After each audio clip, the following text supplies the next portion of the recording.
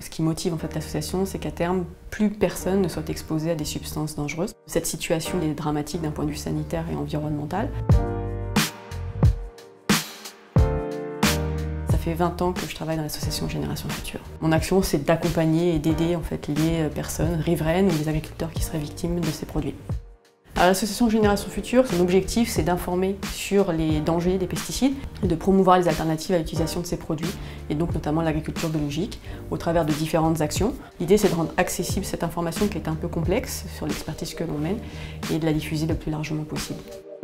On fait des actions de plaidoyer, c'est-à-dire qu'on va aller voir des parlementaires, des députés pour les informer sur les risques de ces produits-là. On fait aussi des actions juridiques avec des avocats contre des textes, par exemple, qui ne seraient pas assez protecteurs. On va aussi mener des enquêtes, faire des analyses de terrain, des analyses de poussière, de cheveux, pour montrer que voilà, ces produits-là sont présents malheureusement dans beaucoup d'endroits et qu'il faut donc limiter ces expositions des populations. Je suis chargée de plaidoyer chez Génération Future. Au sein de l'asso, je vais être chargée de créer des stratégies qui ont pour but d'influencer les politiques au niveau français et européen. Donc ça consiste par de la veille législative et aussi des actualités, savoir bien repérer les cibles et les personnes qui vont être des ressources. Je travaille beaucoup avec les politiques à l'Assemblée nationale, mais aussi les différentes associations avec qui on a des projets. Je suis docteur en pharmacie et toxicologue.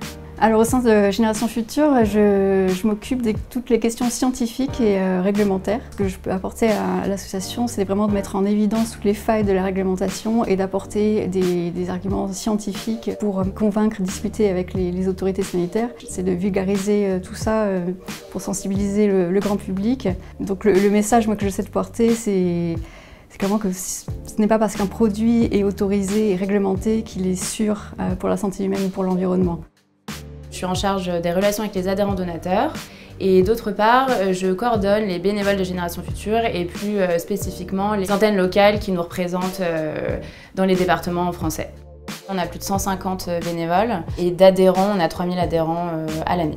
Un adhérent donateur, c'est une personne qui va faire un don à l'association, donc ça va nous permettre de nous soutenir et ça va lui donner droit d'être partie prenante en fait, de Génération Future.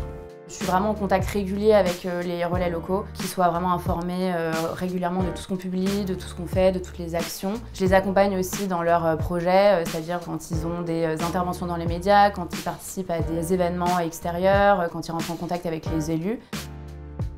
J'ai espoir que les choses changent dans le bon sens et que notre message soit de plus en plus entendu. Non, les générations futures, c'est pour ça qu'on se bat, soient plus exposées à des produits dangereux et qu'elles puissent continuer à vivre dans un environnement sain, entouré de pollinisateurs, d'insectes qu'on considère nous pas comme des ennemis, plutôt comme des amis qu'il faut protéger.